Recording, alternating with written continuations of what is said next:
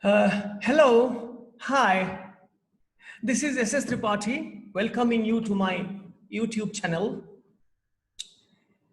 This lecture is the continuation of chemical kinetics, activation energy, and Arrhenius equation. Activation energy, you know the definition you have already done long before in your thermodynamics program.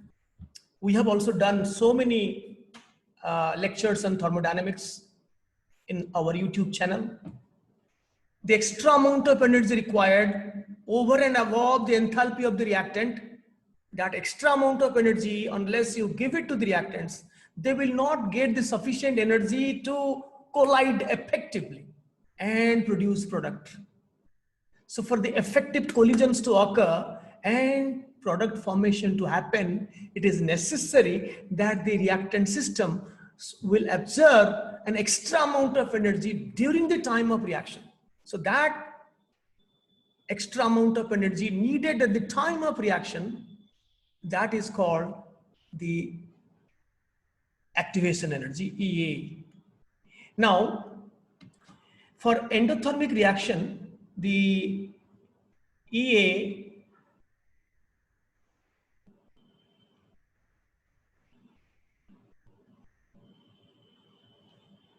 is from here to here.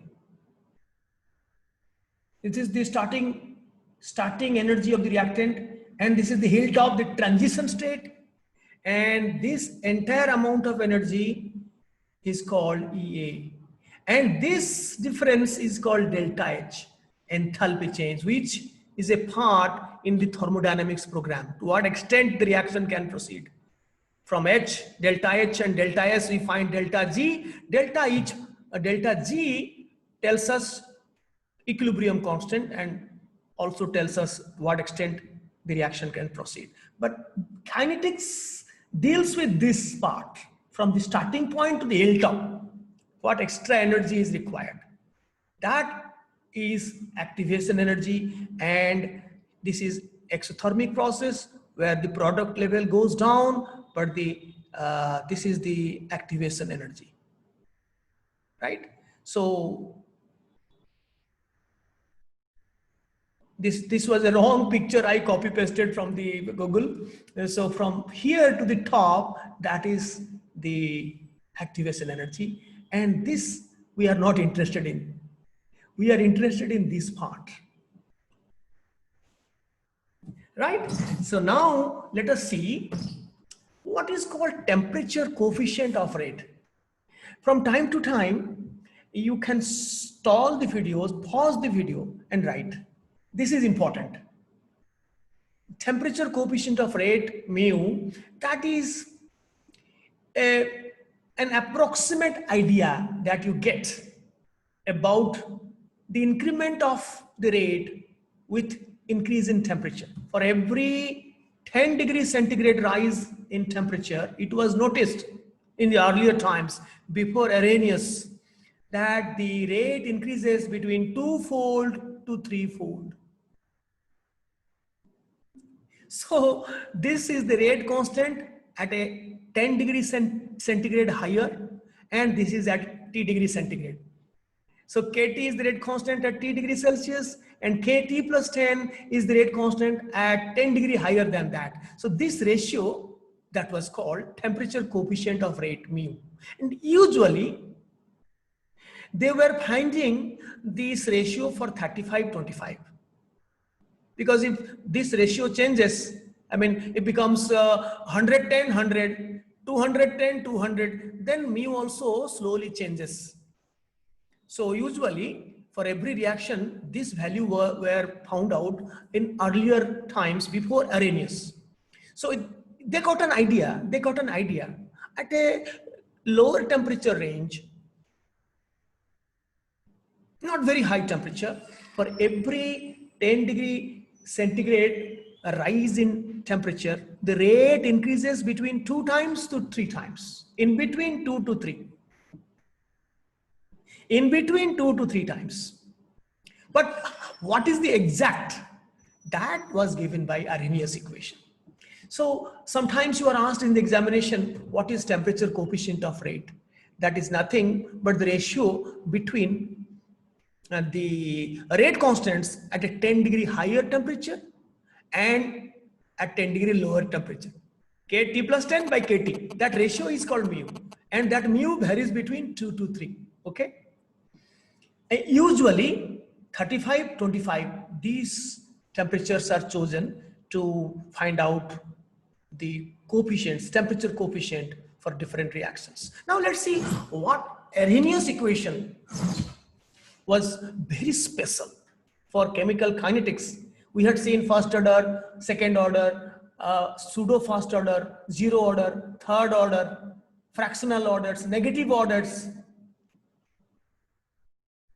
And all these have one thing in common, that is activation energy. All reactions have activation energy, EA, the energy required to go to the hilltop so that effective collisions will happen and reaction will occur. Arrhenius equation is this. Is very, very important. Try to understand every aspect of the Arrhenius equation very mindfully and attentively with a single point focus. That K, rate constant, is equal to a constant A into e to the power. E is a mathematical constant, as you know, on the Napier's number, e to the power minus EA by RT. We knew e to the power minus KT. That was the first order reaction, AT is equal to A0 e to the power minus KT. So that was different.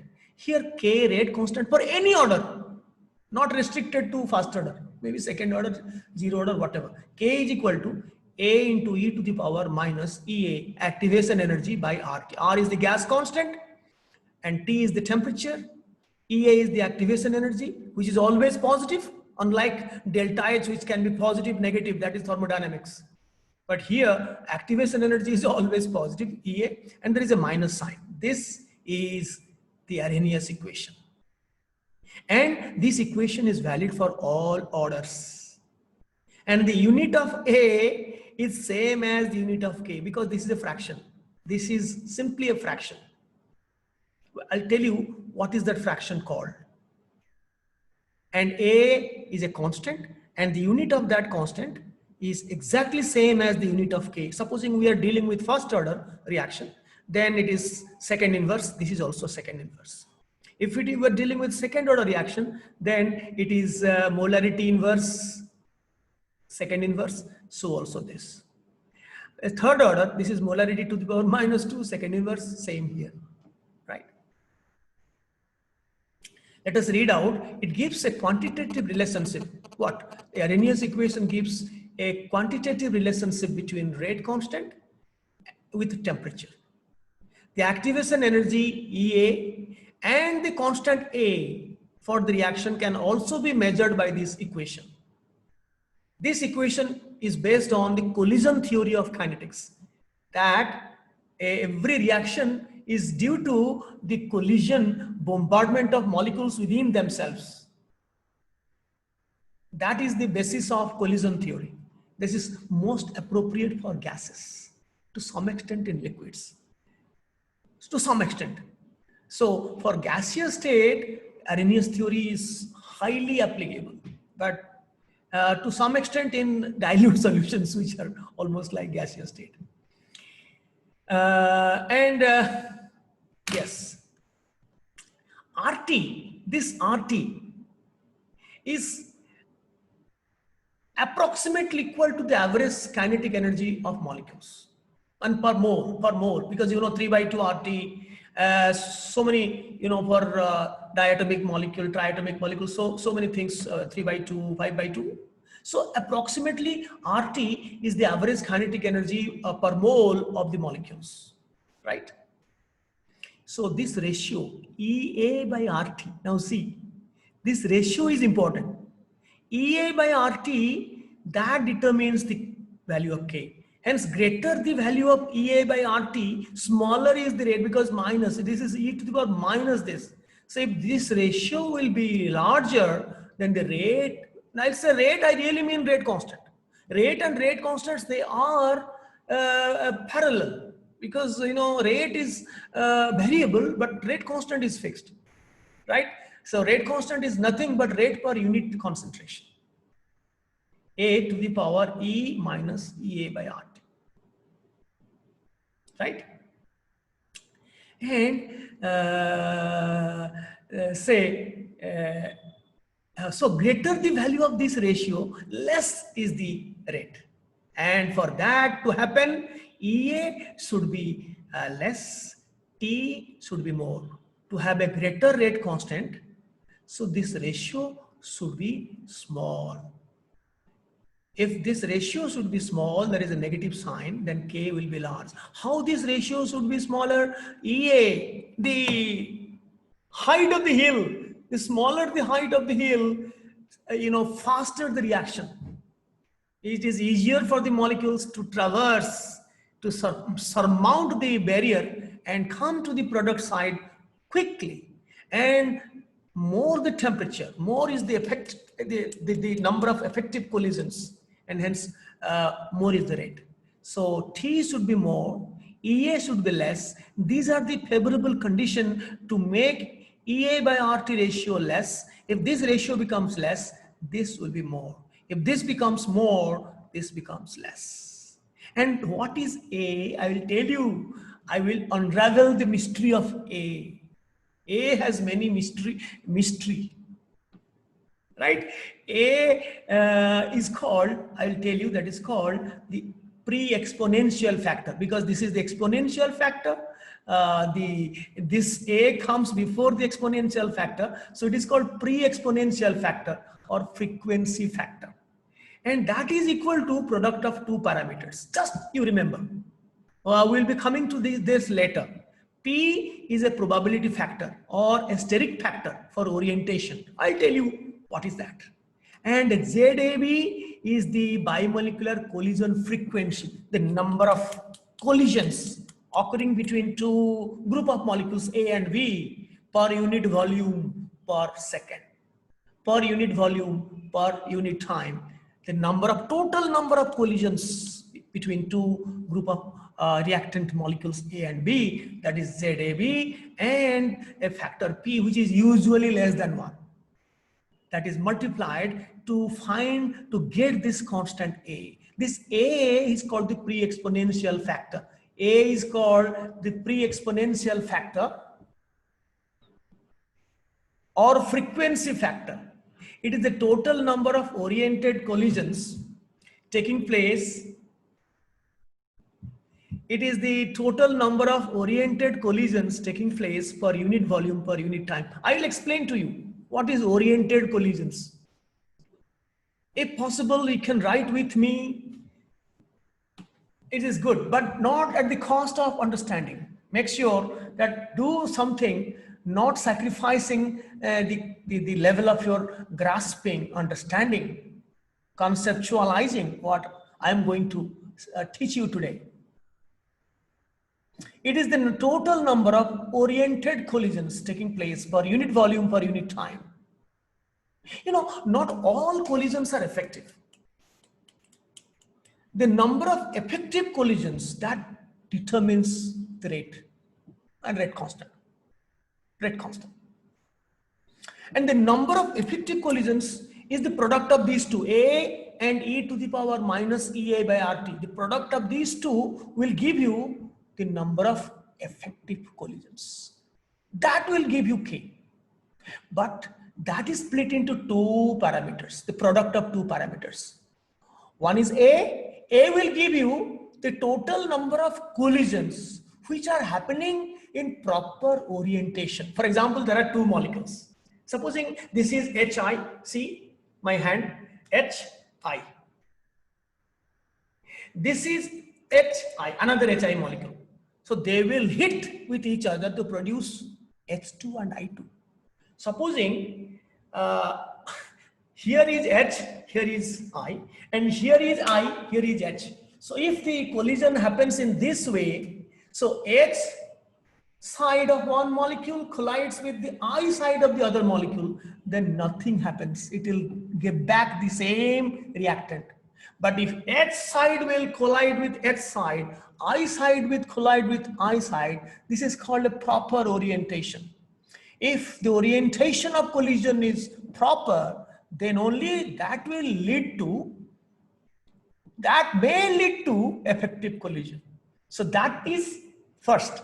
But after that, then it will be decided whether the molecules have at least activation energy, amount of energy with it or not. Has it acquired the minimum activation energy, amount of energy from the surrounding? No, surrounding is not capable to provide EA. Even if the orientation is proper, no reaction is going to happen. Two things are important in collision theory. One, proper orientation, and the total number of collisions is ZAV. I told you the bimolecular collision ZAV. And if you remember, in our gaseous state, we have done a huge equation to get the value of the molecular diameter and all other things, the Boltzmann constant, and so many other things that I will remind you today, but just for fun. It will not be required. So ZAV is the total number of collisions occurring per unit volume per unit time. But if you multiply it by factor P, sometimes some people call it sigma, the probability factor, the steric factor, that factor will decide the orientation. If it is 0.9, then 90% of the molecules have proper orientation. So A is the total number of oriented collisions, properly oriented collisions occurring for unit volume per unit time. So that is why it is a product of two things. One is a probability or steric factor, that is the fraction of the collisions which are in proper orientation, that is P, and all orientations happening, all collisions happening is Z. So ZAV into P, that is A. And usually P is less than 1. So this A is always less than Z. Z is the theoretically calculated total number of collisions. Supposing we have 1 lakh collisions taking place per second per unit volume per meter cube. Supposing 1 lakh. Out of which only 90% are having, or say 60% are having, this is 0.6, are having proper orientation. So 0.6 into 1 lakh or 20 lakh, what did I say? 20 lakh, for example. 20 lakh into 0.6, that will be A. That will be ready for reaction. But out of them, this fraction will be having proper energy. So this is called the Boltzmann factor. That is the fraction of the oriented collisions having appropriate energy. They have received activation energy, amount of energy, right? So that means they are in the threshold, total energy is threshold energy. That means they have acquired the activation energy, amount of energy, so that they will go for collision. So the product of these two, this is the total number of oriented collisions, properly oriented collisions into the fraction of the oriented collisions having appropriate energy. So these two will give you the rate.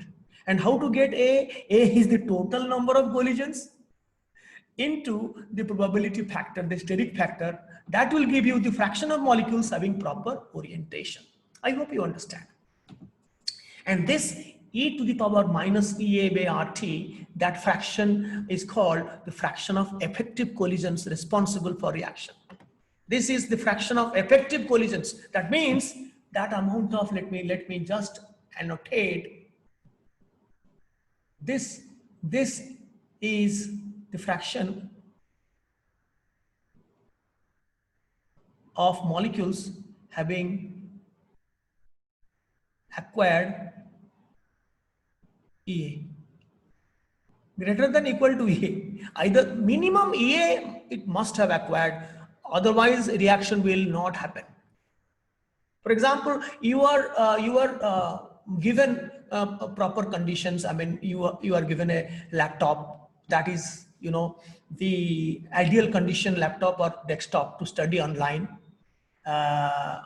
Mobile is not suitable, but it's not possible for all in the entire population for affording a laptop or a desktop. So we have to be content with mobiles. So supposing you are given the best possibility, a best facility like laptop and broadband to go for a unlimited data access, to have a very comfortable and sustainable online study. But if you are hungry, your mom doesn't feed you, and you are starving for last 12 hours. Can you study? Never ever. Even if all oriented collisions are taking place in proper orientation, but they do not have energy. So they will just strike with each other in a very, very casual manner, in a very soft manner, and that the bond will not break. The bond breaking and bond remaking will not happen if that sufficient amount of energy is not provided to the molecules, even if the orientation is proper. So then we enter into the graphs. Now see, this is important. You must write down. If you are following me, watching me, my video, then you can stall it. Here also I will pause for some time. K is equal to, once again I am writing A into e to the power minus EA by RT. What is A? If I ask you what is A, it is pre-exponential factor or frequency factor. And what is EA? Activation energy, the hilltop. I mean, the height of the hill from the starting point. And RT, this EA by RT ratio is important. The rate is dependent both on EA and T. A is a constant for a given reaction.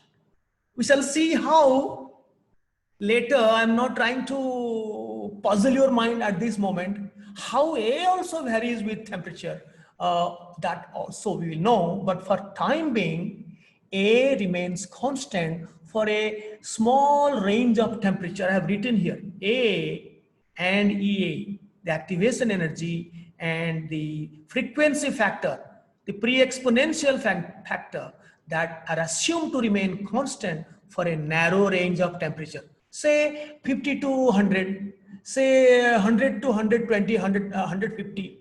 So if the temperature range is narrow, then A is constant and EA is constant. The only variables are T and K.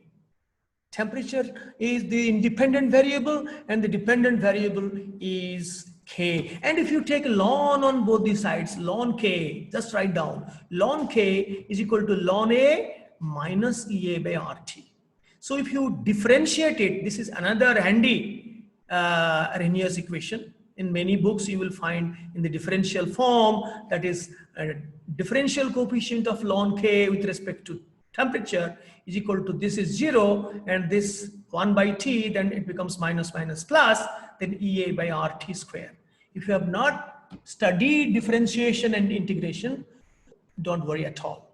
You will be studying in your appropriate time by your teacher, right? So this is another form. You can put a box in your copies if you are following me. The more handy equation is this, where converting ln into log, so we have to divide here 2.303.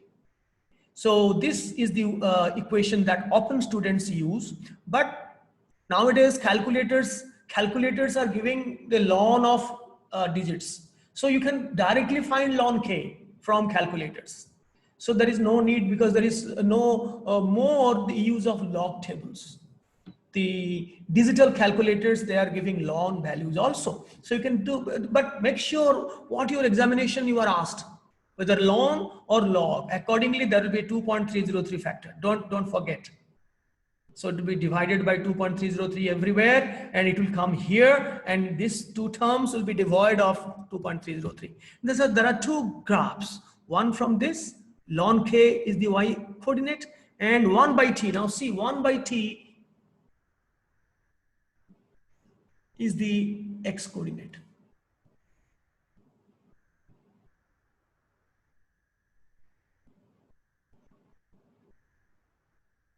So 1 by t is the x coordinate here.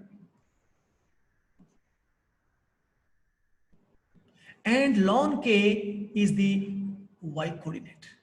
Y is equal to mx. Y is equal to mx. M is negative slope, so negative slope. This is the constant c. So this, from the intercept from the graph, we get ln a. So from that, the pre-exponential factor a can be determined from this graph. So this graph gives two things. This is very, very important.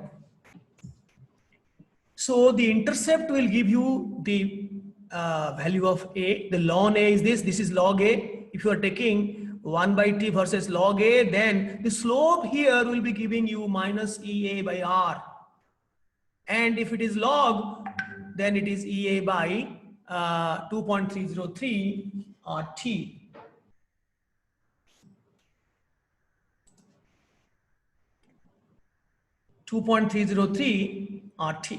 R 2.303 R. So whether you are handling a problem in terms of ln or log, you must be very, very cautious. And in the examination, in the MCQ type of questions, you must be very, very careful whether you are given ln k or log a, log k. This is log k. This value is log k. This one. The axis is log k. This is the axis is, and this value is ln a. This value is log a, and the slope is ea by 2.303 r, and here it is simply E0 by r. Minus is definitely, it is a negative slope. And can you tell me, just tell me, there are supposing two graphs, one for one reaction, the other one for the other reaction. Tell me which has got a higher activation energy. Tell me which has got a higher activation energy. You will be getting so many MCQs from these graphs in this chemical kinetics chapter.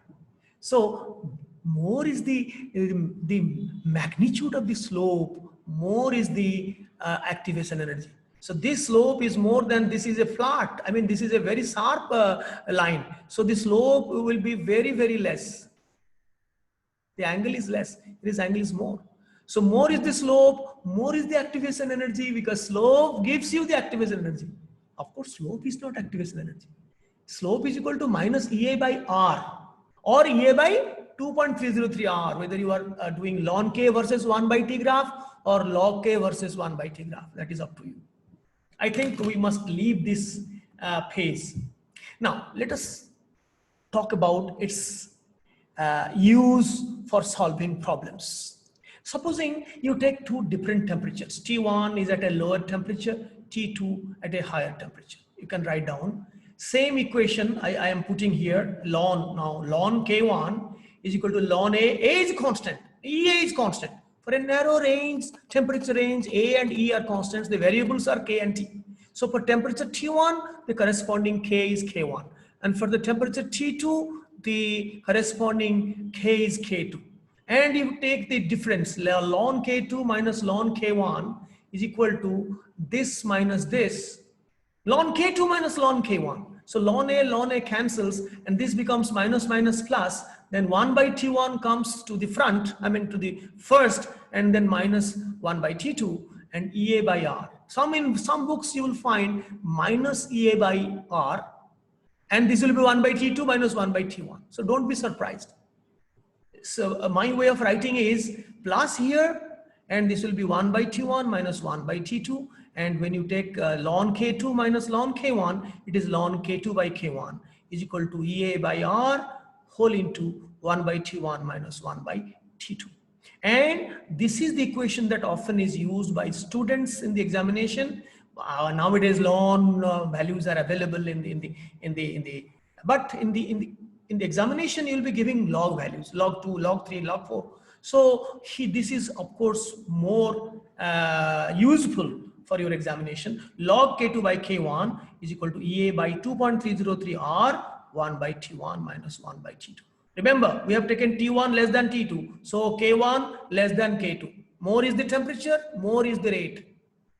If the temperature is more, the number of collisions, effective collisions will be more, rate will be more, rate constants will be more. So remember, this is K2. In the numerator, it is K2 by K1, but here it is T1 and this is T2. Just you make this order. K2 by K1, this is T1, T2. So I think I will just take a pause.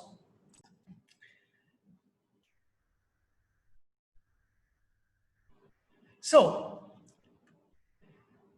let us analyze. This is the Arrhenius equation, the main equation. K is equal to A into e to the power minus EA by RT. K is the rate constant. That is valid for any order. A is the constant for a given reaction. For a small range of temperature, it is fixed. So also EA, T and K, they are variable. We have already seen ln K is equal to ln A minus EA by RT. We have drawn the graphs, ln K versus 1 by T and all that, log K versus 1 by T. What is the slope of the graph mean and what is the intercept mean, we know. And the useful equation to calculate, we know. Now, if this is, again I am writing, I'm sorry, K is equal to A into e to the power minus EA by RT. Sometimes I am writing capital A for activation and sometimes small a. So please bear with me. So this A stands for activation, E stands for energy. A appears as a subscript usually. Now, if at what conditions K will be very, very high, so that whatever the number of oriented collisions, same is the rate. So that means this becomes equal to 1.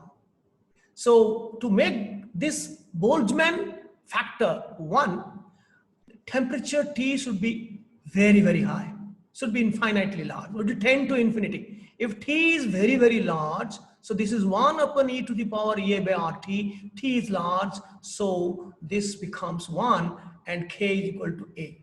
That means rate will be very, very high.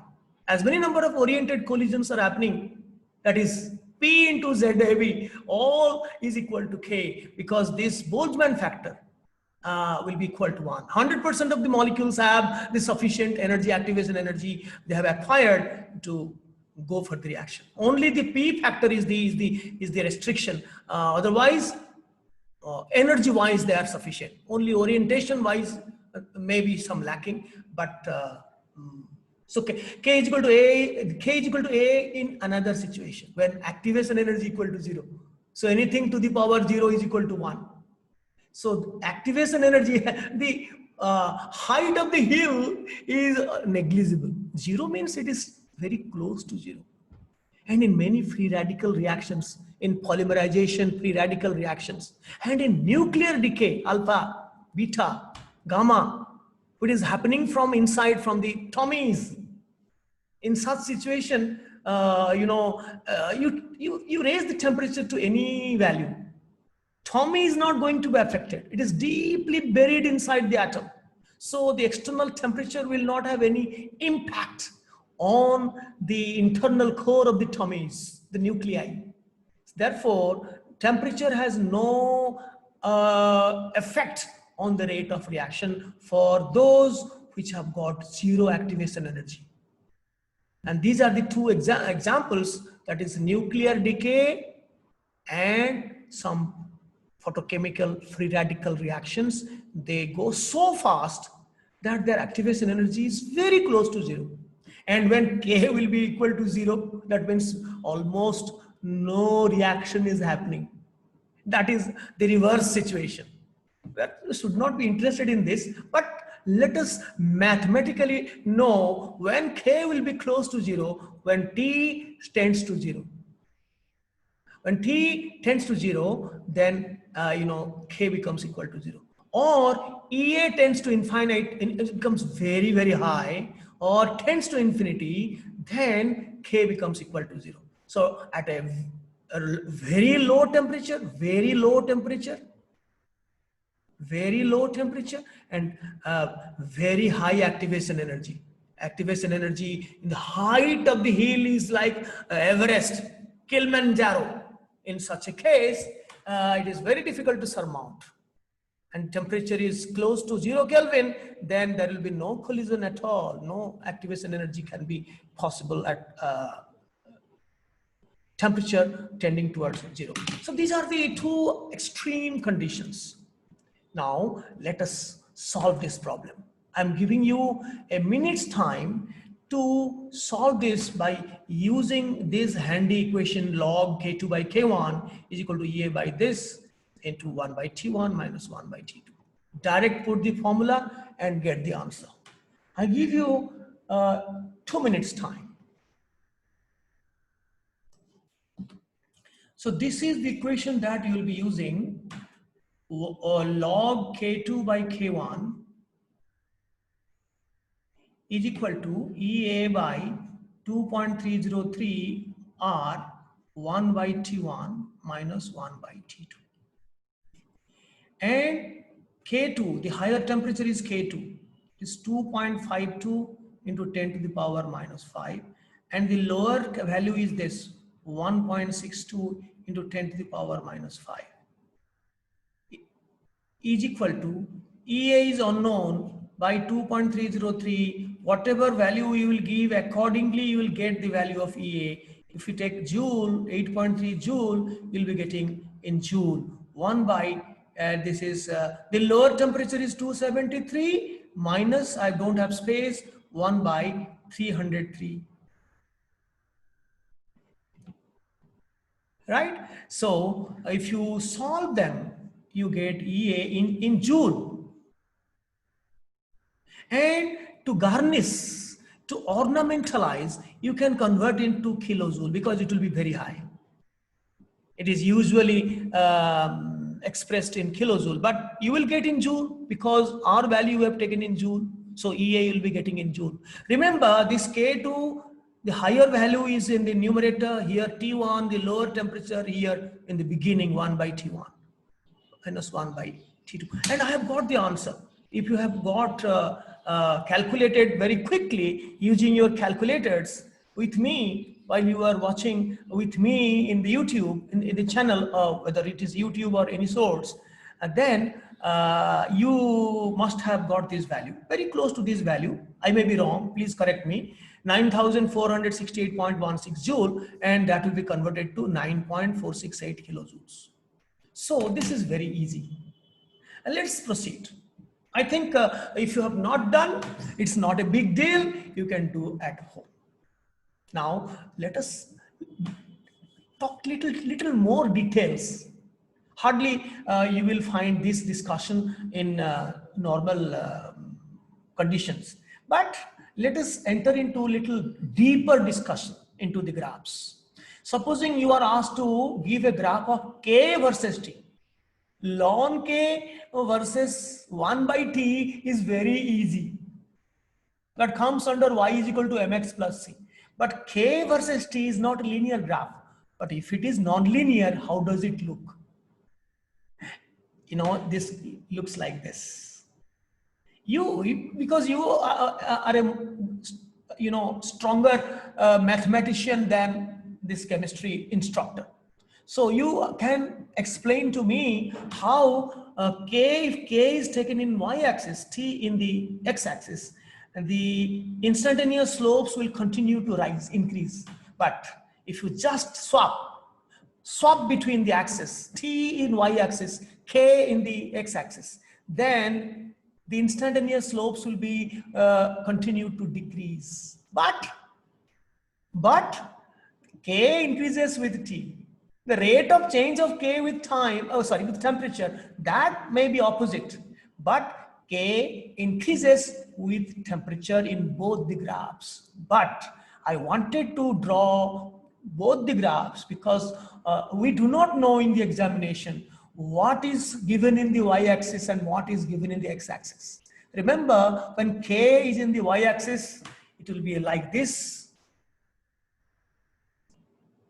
And when K is in the x-axis, T in the y-axis, then it is like this. Slope decreasing, that means instantaneous slope. Instantaneous slope increasing, this, and yet this.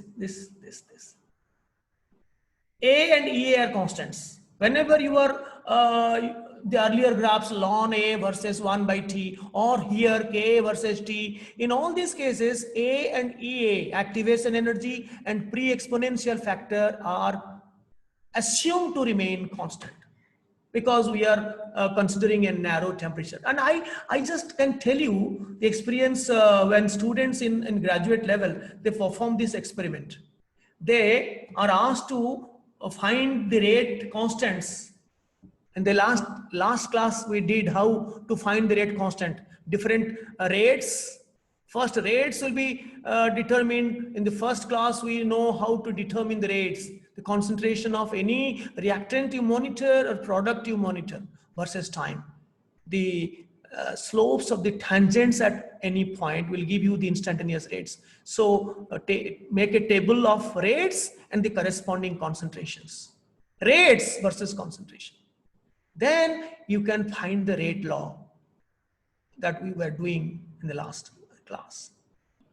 So what we ask the students to do, to make a table of rate, say at least 3 rate constants. Experiment 1, experiment 2, experiment 3 rates, and then immediately ln K or log K and the corresponding temperature and 1 by T. At least 3 K values and different temperatures at 30 degree, 40 degree, 50 degree. The range should be narrow, 10 degree apart from each other. So say 273K or say 298K to 303 or 308 and 318. So these 3 different temperatures and their corresponding 1 by T values are tabulated, and their corresponding K values either ln K or log K. And we ask them to draw the points, and they will definitely get a straight line. Those who cheats, they do not get a straight line. They back calculate to find the corresponding values of K with respect to T, and then they back calculate to draw a straight line. They do not conduct the experiment correctly. They don't find the graphs correctly because first you have to find the rate law. From rate law, then K. K is not directly found out from the rate law. First rate, then rate law, then K.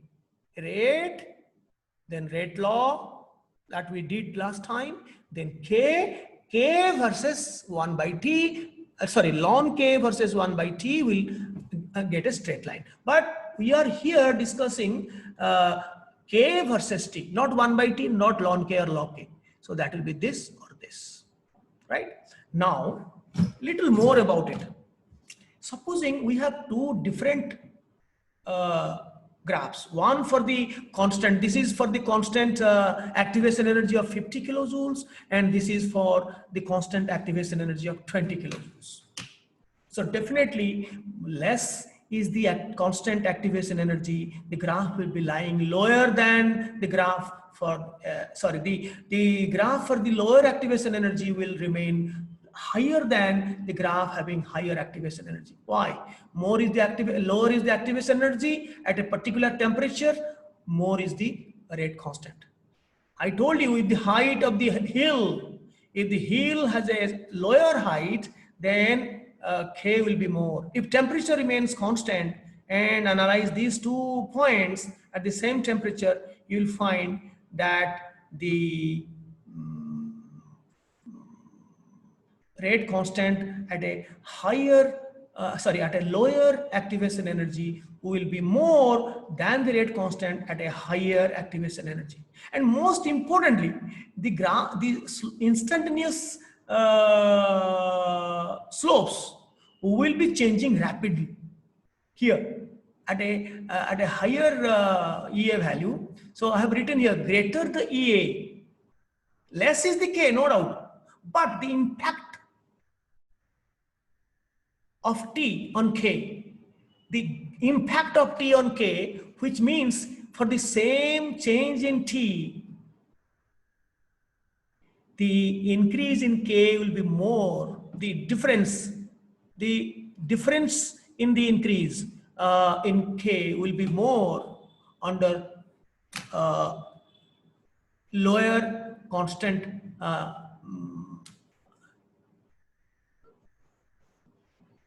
this is higher constant. I'm so sorry. I will correct it. Greater the EA, slope will be lying lower. Slope will be lying lower than the slope, and the graph will be lying lower. The graph of K versus T at a higher constant EA will be lying at a higher level.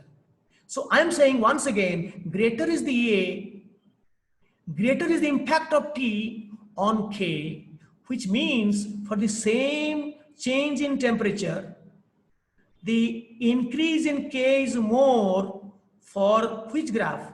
The graph for the greater constant activation energy that has been found out experimentally.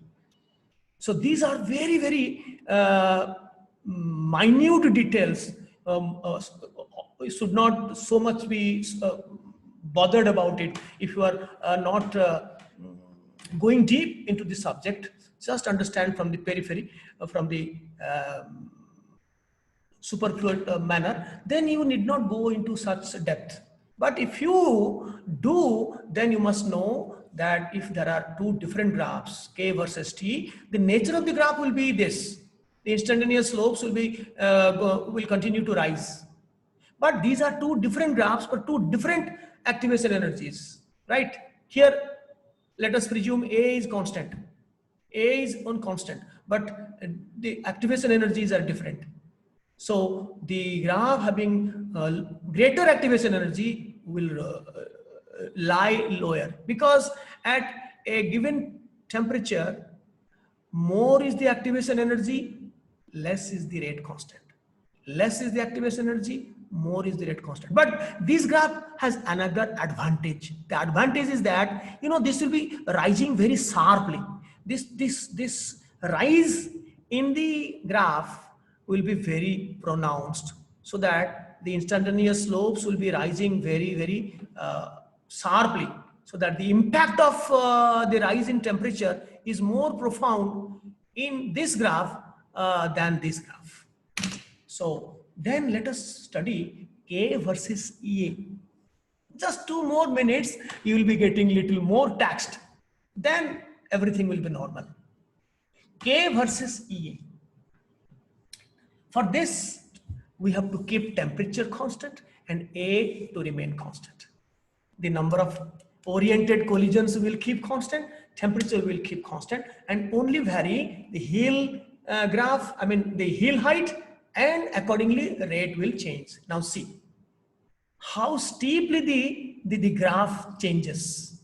Supposing we monitor the graph from right to left, rate increases if you go from higher EA to lower EA. Rate increases exponentially with decrease in EA. As the EA decreases, you go from right to left, then the rate constant increases very rapidly. For a difference of only 50 kilojoules in activation energy, the rate increases or decreases by a factor of 10 to the power 8. Only a difference of 50 kilojoules that will make the increase in rate or decrease in rate. If you are going from left to right, the rate decreases. If you are going from right to left, that means the activation energy is decreasing, then the rate is increasing. When I say rate, I mean rate constant. And rapidly. These slopes are changing very rapidly, and therefore for every nearly 50 kilojoules difference of activation energy, the rate increase is nearly 10 to the power 8 times. And obviously the graph for a higher constant temperature remains at a higher level, because for a given hill height, greater is the temperature, greater is the rate constant. That we have already known, that the temperature and rate constant, they go hand in hand, they go parallel. Although there is no linear relationship, the relationship is not linear, but they go hand in hand. And so unlike the case here, the activation energy, the constant activation energy, if it is higher, the graph will be lower. It will be lower, the graph will be higher. But here, higher temperature, the graph will remain higher. And lower temperature, lower constant temperature, the graph will be remaining lower. So these are some of the variations, you know, keeping TA constants, K, EA variable. And there EA and A constant, K and T, this is the most widely discussed graphs. Ln K versus 1 by T, we have already done. In comparison to K versus T, we have extensively discussed ln K versus 1 by T. That will be like this. And this will be ln A. And the slope will be minus EA by R, that we know. If it is log K, this will be log A, and this will be 2.303 will be coming in the denominator. But this is K versus T, it's not linear. It's not linear, it's 1 by T, therefore the slope is negative. This is T, the slope will be positive. But if K remains in the Y coordinate, T in the X coordinate, the graph will be like this. Students, they make opposite and they fail, they don't get mark. Because mathematically you can scan, or else you remember that the graph will be having increasing in the instantaneous slopes if K is in the Y coordinate. And if K in the X coordinate, it will be like this. In both the cases, K increases with T. I hope it's going fine. Is it? Then let us more about A. Give me a little more time to, poison your minds. Please allow me to poison your minds little more. I will talk something more about A. I was saying about bimolecular collision. If you do not remember, we have studied this, the bimolecular collision frequency, ZAB, is a huge relation. Na into Nb, number of A molecules per unit volume, less number of B molecules per unit volume. Sigma AB is the cross-sectional cross-sectional area, the reaction cross-section area. Supposing this is the cross-sectional area. Supposing here, this is a cylinder. Sorry, this is a sphere. Sorry, this is a circle. This is a circle. This is a cylinder. So this is a cross-sectional area which is in contact with two molecules, A molecule, B molecule. The radius of A molecule is Ra. Radius of B molecule is Rb. So the diameter. This diameter, this is called the collision diameter. But we want the area. This is reaction cross-section means area. So this is pi into Ra plus Rb. This is Ra plus Rb. That is, this is 2Ra plus 2Rb, total diameter. So this will be Ra plus Rb is one radius of this big circle. So this square. So that is nothing but sigma. So this is sigma. Sigma AB is reaction cross-sectional area. So this is nothing but pi Ra plus Rb square. This and 8 Kb. This Kb is something completely different. This Kb is Boltzmann constant. The Boltzmann constant that is used for a molecule. R by N. R by N. Avogadro's number Na. R by Na. That is for molecule. 1.37 into 10 to the minus 23 joule per Kelvin per molecule. So this is the Boltzmann constant. Don't confuse with our rate constant. That is only K. And this pi 22 by 7. And this is mu AB. Mu is nothing but reduced. This mu don't confuse with the temperature coefficient of rate. That was also mu. But this is also mu. But nothing in common. So this mu is called the reduced mass. Supposing a molecule A has a mass Ma and the molecule B is of mass Mb, then the reduced mass of the system is Ma into Mb divided by Ma plus Mb. So this is the reduced mass of the AB conjoint, and together. This is the reduced mass. That is called the reduced mass, Ma into Mb by Ma plus Mb into pi. Root over. So that will give you ZAB. That means total number of collisions occurring per unit time, per unit volume, total. Right? The total number, and ZAB has a unit equal to number, that means say 10 to the power 25 per meter cube or per second. That means per unit volume, per unit time, how many collisions are happening between A and B. All collisions per second and in unit volume. So that is ZAB, but ZAB has to be multiplied with P. So if you look to this equation very minutely, you will find this ZAB is directly proportional to root over T. So also the A, because A we already know before that A is equal to some probability factor P or sigma into ZAB. This is the pre-exponential factor.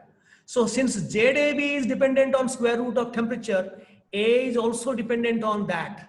But we assume that for a small range of temperature, A and Z are constant. But if the temperature rise will be profound, 100 degree, 200 degree, 100 degree, 400 degree, then it will be proportional to square root of T. Remember that.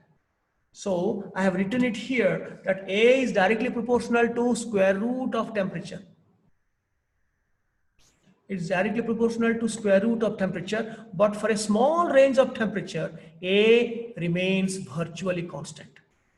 P, that is the probability factor, that is also some people call sigma, which gives the factor for effective orientation of molecules during collision. We have discussed in details about that, yes? So A is determined experimentally. We know how we can get A from the experimental graph ln K versus 1 by T. So this is ln A, and from there we can get A. A is experimentally determined. In most cases, this factor A is equal to P or into ZAB. ZAB is calculated theoretically from the molecular diameter and all that, which we discussed. The huge equation we can calculate theoretically, and A practically. From there you can find what is the probability factor. Some people call it sigma. So in most cases the probability factor is much less than 1, not 11, 1, because small number of collisions are in proper orientation. Just like when you watch a YouTube video, you are not in proper orientation. Therefore, you do not like to watch the video with rapt concentration. In the similar manner, usually this probability factor is much less than 1. How to know that? Because ZAB can be theoretically calculated from the molecular diameter and all these details. We have no number of molecules, from the density, number density and temperature, Boltzmann constant, and you can calculate the reduced mass, absolute reduced mass.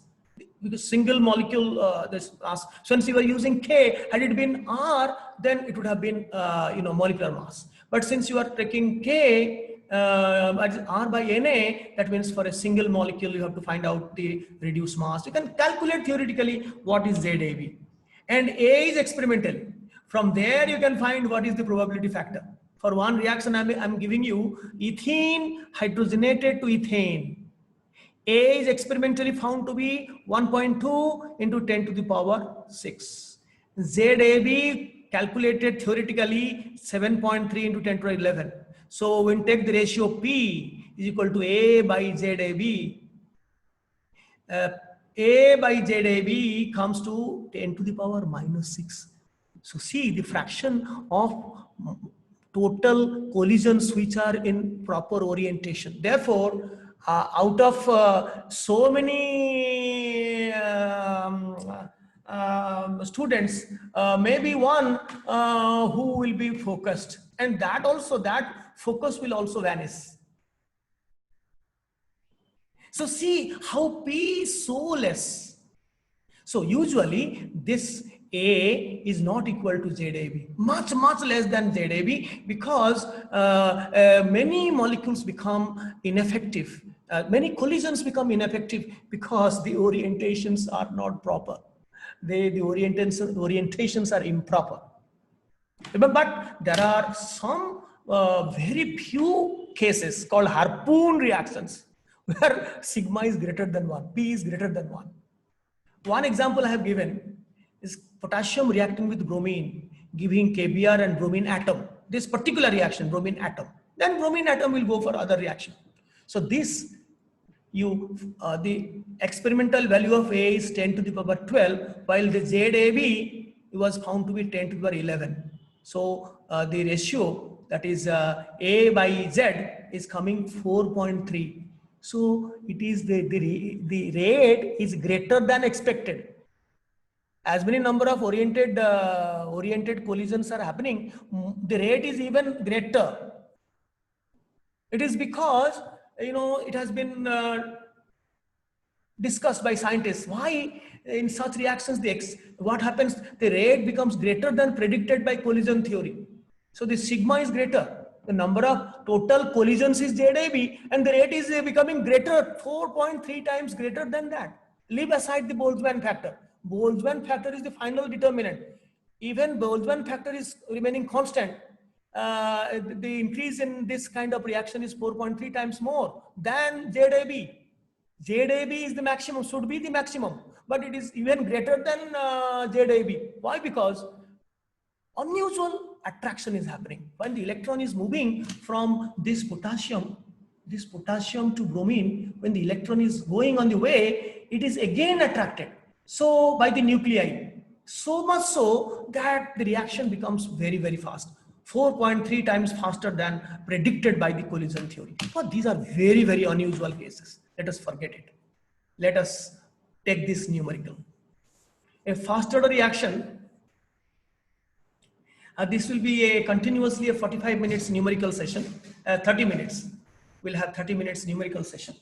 So many interesting numericals we'll be doing.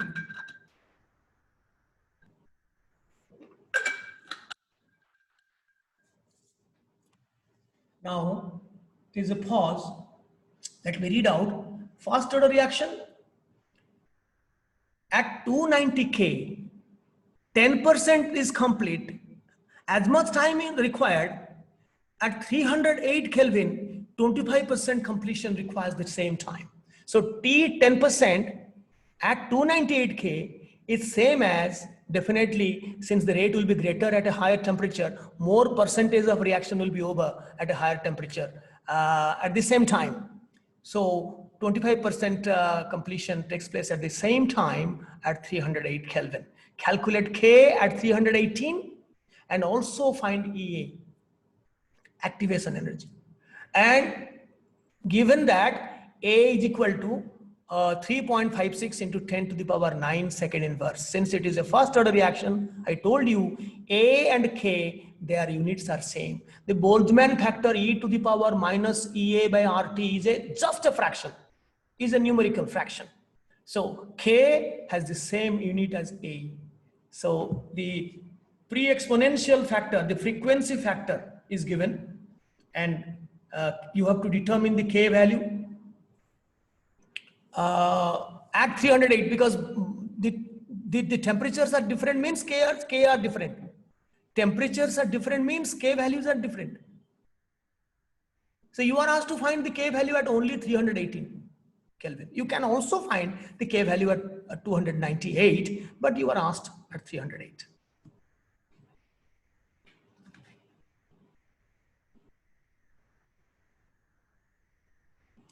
Let me explain to you. You will do, you promise me, you again do at home of your own. Maybe, who knows, you can come out with an innovative idea. Maybe in more economical way, you can do it. Maybe I have done in a very roundabout way. Just see.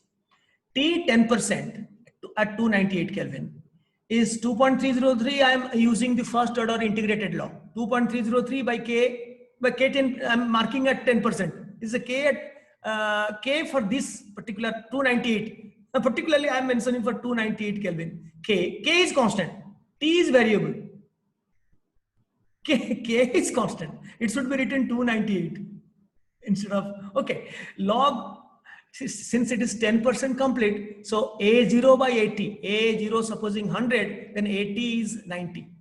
And T 25%, this is 308. So this K is 308, K is constant, T is variable. So it is 25% complete, so 100 by 75. So if these two times are same, if the two timings are same, so these two expressions are same. So from this directly we get K2 by K1. To use it in Arrhenius equation, you get K2 at higher temperature. This is, in fact, this is not 25%. This should be 308. This should be 298. K values are constant. It is not dependent on 25%, 65%, whatever percentage. Time values are dependent on percentage of reaction. So this is, so K2 by K1 is given, and T1 and T2, T1 at is a lower temperature, T2 at a higher temperature, K2 is a higher value, and the ratio, we have directly got the ratio K2 by K1, this. So log 2.733 is equal to this. So directly we get AEA is equal to 76,635. So that it is 76.635 kilojoules. So you got EA. And once we got EA, see, you can use the original log equation, not the differential, I mean log K2 by K1, individual equation. Log K is equal to log A minus EA by 2.30 RT. So A is given, the free exponential factor is given. So we are interested for 308. Put T as 308. EA is constant. A is constant. Temperature changes with K. So this is given. This is, we have already got now. This is in Joule because this will be in Joule. Once again, Joule, 308. So you can get log K is equal to this. And then we take the anti-log, we got the value of rate constant. Add 308, which is constant, add 308 Kelvin is this much. And if this is known and the ratio K2 by K1 is known, K 308 by 3K 298 is known, 2 point something 77, we did it, 2.733 before. So we can also get the rate constant at 298 Kelvin, but it is not asking. It is asking only to find K at 308 Kelvin. So I hope you have understood. If you have given focus, there is no reason why you cannot understand. That is my gut feeling.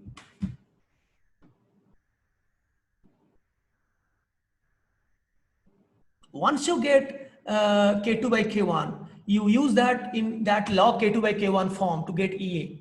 And once you get EA, use that EA here, A value is given to get the any individual K. Once individual K is got, then the ratio is known. You can get the other K, right? Now, you have to do this without my help. That is for sure. You have to do this without my help. Are unable to comprehend what is going on, and you have understood while I am narrating, you do it from the beginning once again, all the sums. And whatever we did last time, I'm sure you have written in your copies in a very regular manner. You correlate this to the original equation, log K is equal to log A minus EA by 2.303 RT. Term by term, you try to correlate. This is log K, and this is the 1 by T term, this one, minus. That means log A is equal to 6. The constant term is log A here. So if log A is equal to 6, obviously this base 10, so 10 to the power 6. Since it is first order, it has to be the unit second inverse, right? And since this term will be equal to, because it is 1 by T, so this definitely 2000 numerical equal to EA by 2.303 R, because 1 by T is this 1 by T. So 2000 numerical equal to EA by 2.303 R. And whatever value you take R, accordingly we get EA, and I have done it. EA will be equal to 2000 into 2.303 into 8.3 joule, you'll be getting a high value, and then you put 3 decimal shift to convert it into kilojoules. I hope this is very simple. I have done it. So it is coming 38,229, and if converted to kilojoules, it is approximately 38.3 kilojoules.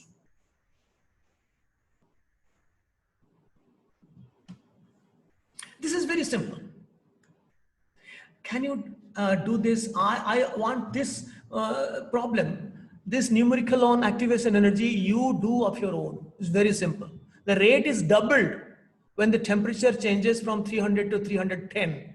Now it becomes really sounds very funny when we compare our knowledge now with Arrhenius energy with temperature coefficient of rate constant.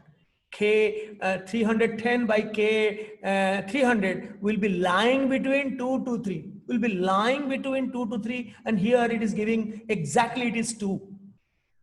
Exactly here it is 2, it is doubled when temperature changes from 300 to 310. What is EA?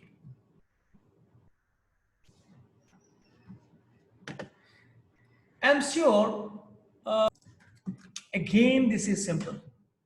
This is log K2 by K1 is equal to EA by 2.303 R 1 by T1 minus 1 by T2, which implies log 2. Directly this is 2. This is doubled means K2 by K1 is 2 is equal to EA by 2.303 into 8.3 into 1 by 300. The lower temperature is here, 1 by 310. So on the calculation, you will be getting in Joule. And I have got it. 53,508.339 joule. So it is 53.5 kilojoules.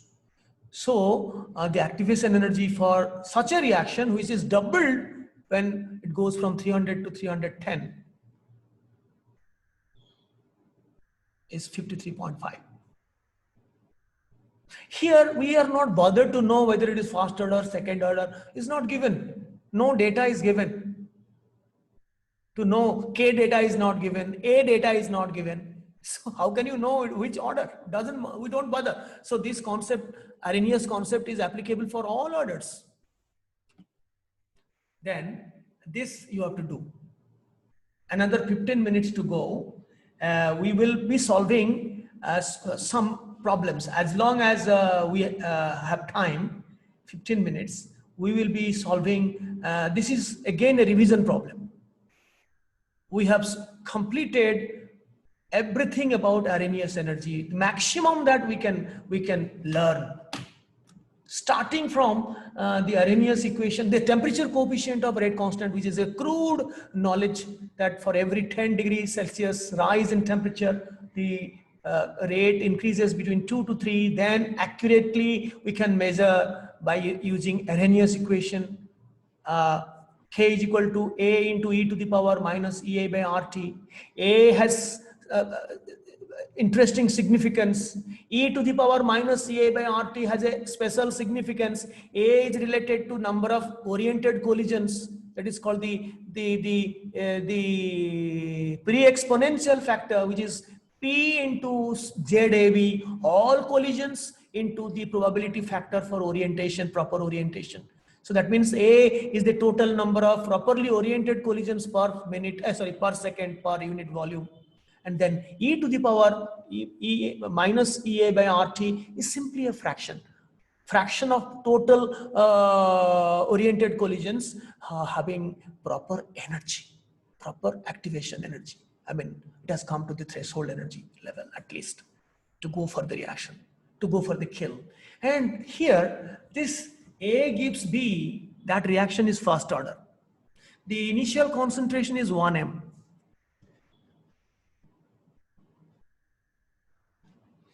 Find the rate after 1 hour. And the rate constant is given, minute inverse, doesn't matter. It should be time inverse.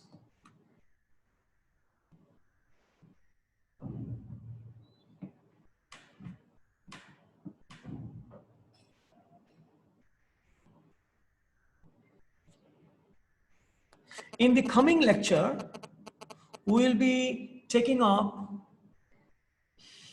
an extensive numerical session, typical numerical session once again, because we can't complete, I have so many numericals with me for this lecture, from the NCERT, carbon dating, and the other differential method, revision type, some typical problem, and from some zero order reaction. I think we can complete this. I can complete within 10 minutes. Okay, let me help you. There are two ways.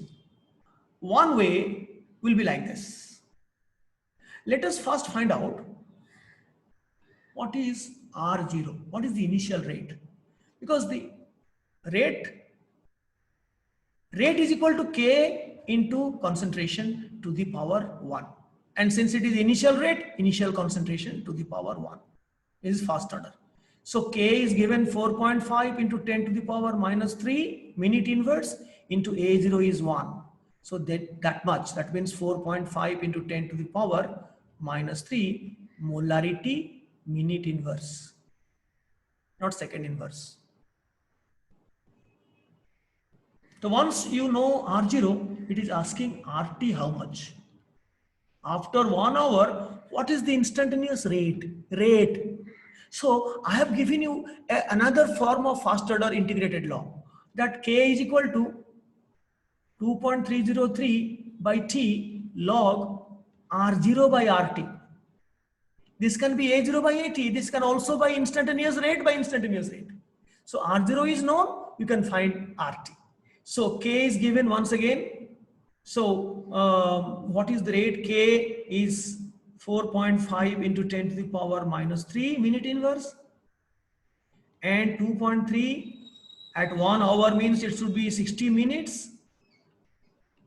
And log R0 we have found out, this one same 4.5 into 10 to the power minus 3, because molarity was 1 at the initial moment. And what is RT? The only unknown is RT, and I have got it. I have calculated RT. I have got RT as 3.43 into 10 to the power minus 3 molarity minute inverse. It was 4.5 in the beginning, and with time rate will decrease. So that it has been 3.43 into 10 to the minus 3 after 1 hour. So the other alternative would be to find AT first. What would be the concentration of the reactant after 1 hour? Use the integrated law first, not the rate equation first. The integrated equation first to find out AT, not R0 by RT, A0 by AT. If A0 is 1 molar, 1 m, then what is AT? I got AT after 1 hour is reduced to 0.763 m. Then I use RT is equal to K into AT. The rate equation, the rate law, I use second. The integrated equation I use first to find AT. Then RT is equal to K into AT to the power 1. So K is a constant.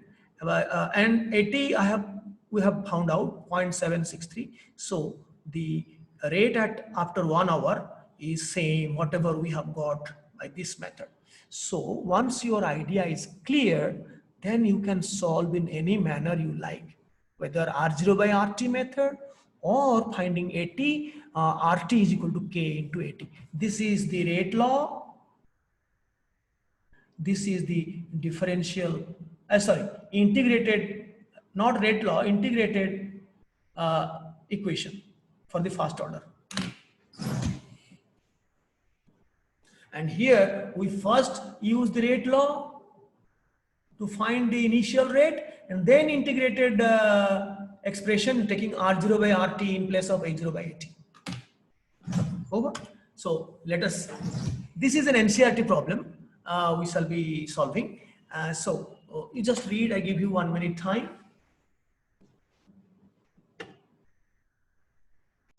The book, the Indian source from which I have borrowed this numerical, has, the conviction to write 2 here, indicating that the stoichiometric coefficient is not always equal to order. Order can be different from stoichiometric coefficient, right? So doesn't matter, it is a first order reaction established. We shall be studying the mechanism.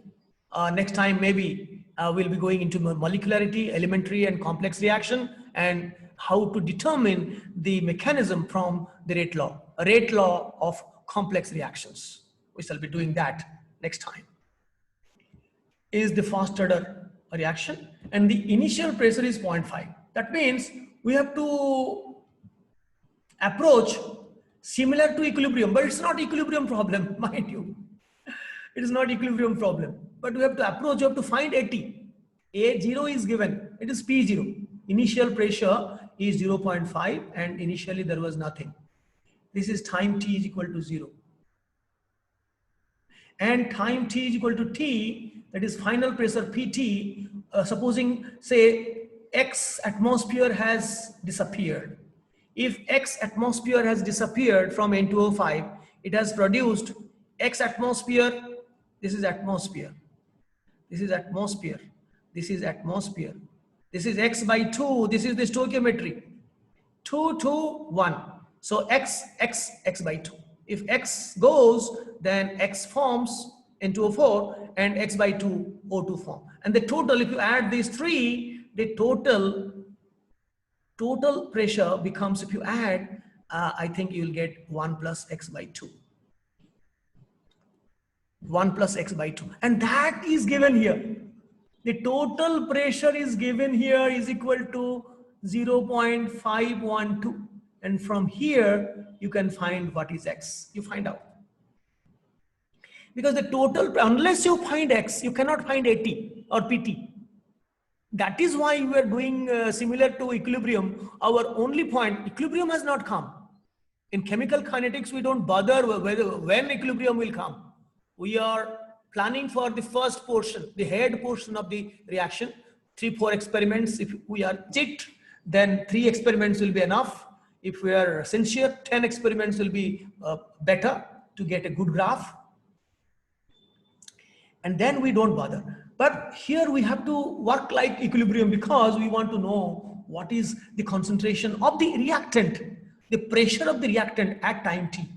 So we have to add them. At time t, it is 0.512 X. Now, X coming, I have calculated X coming 0.024 atmosphere. 0.024 atmosphere. Right? Then, it's very simple. Then fast order. If the initial, what is the rate constant? Say then K is equal to 2.303 by T. What is T? T is 100 seconds. So this is 100 seconds here. Log PT, P0 by PT, whether it is A0 by AT, same as P0 by PT. P0 was 0.5 atmosphere in the beginning. Now it is 0.5 minus X. X is 0.024. So if you solve it, you will be getting K is equal to 4.919 into 10 to the power minus 4 second inverse. So this is an interesting problem. You can work out once again. I must tell you, if you want to have a good grip on this chemical kinetics, you have to solve all the problems. You have to write everything once again in your copies. Then, you know, I think I am not going fast. If the viewers, if you think that I'm going fast, then I'm sorry. You have to stop, pause the video and watch again, right? I'm recording only for the YouTube purpose, for the greater audience to benefit from this sooner or later, even during the time when I'm living or after my departure from this earth. So I'm creating this video. Carbon dating in details, you will be knowing in our nuclear chemistry program in details. But carbon-14 decays as if every nuclear decay is a fast order process. We know in one of the several examples of fast order, one of them is nuclear decay. Supposing carbon-14 decays, this is beta particle, which is nothing but looks like an electron. Looks like an electron. It's not electron. It is electron, but it is not the coming from the extra nuclear part. It is coming from the nucleus. We will be knowing how an electron-like particle called beta is coming from the nucleus. We'll know. And the daughter is nitrogen. 7 minus 1 is 6.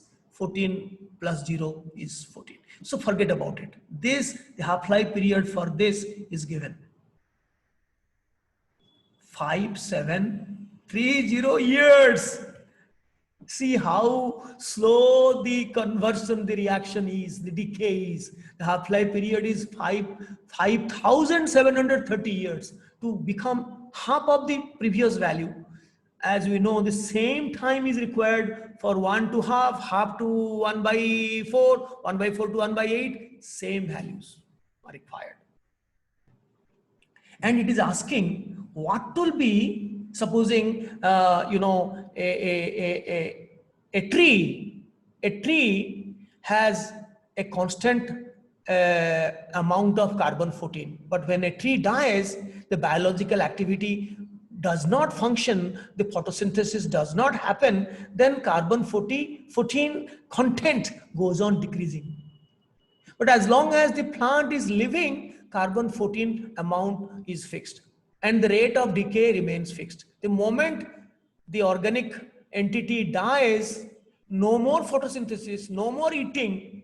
So in a fast order kinetics, the carbon-14 goes on decreasing. Now it is asking if find the rate constant.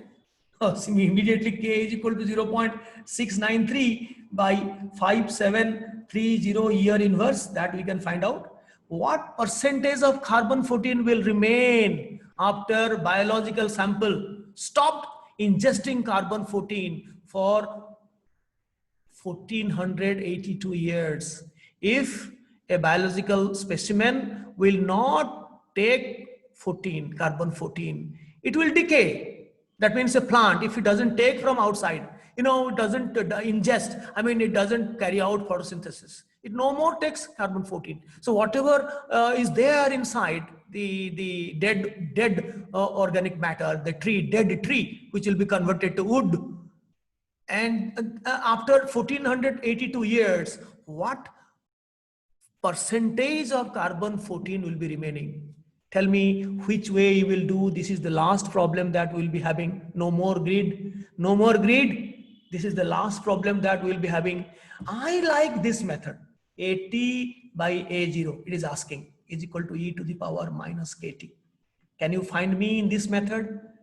If you find AT by A0 fraction, then multiplied by 100 will give you percentage of carbon-14 remaining after 1482 years. Right? So here you see I have done very simple. K I have found out 0.693 by 5730. This is half-life period. Is 1.209 into 10 to the power minus 4 year inverse. Then I use this e to the power minus k. This is k. T is 1482 years. It is simply minus 0.179. I told you the expansion power series 1 minus this by 1 plus this square by 2. This much you have to do. E to the power minus something comes means the first factor will be 1, then second factor will be minus this by 1, and the third factor will be plus this square by 2.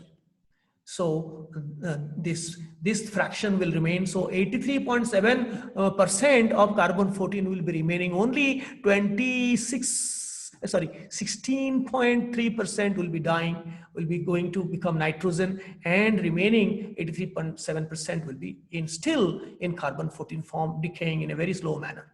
You can also do it in this form. AT by A0 is equal to half to the power T by T.5, whichever you like. Time period is given 1482 and the half-life period is given. So T 1482 by 5730. So this is the number of half-lives. So again you have to take the log form. Instead of taking a log form, it is better to expand the Napier's number expansion as a power series. So you can get it with 3 terms, you can get it. So this finishes our today's program. Next time we'll have minimum 10 numericals. Then we start the molecularity and order of reaction, how they can be distinguished, and molecularity for complex reactions. And from that, we will find out the rate law for complex reactions. So that is the end of today. I hope you have done a lot of things, and I will suggest you to study once again, write everything, do all the problems till taught. You have to do everything. Thank you for watching this video, and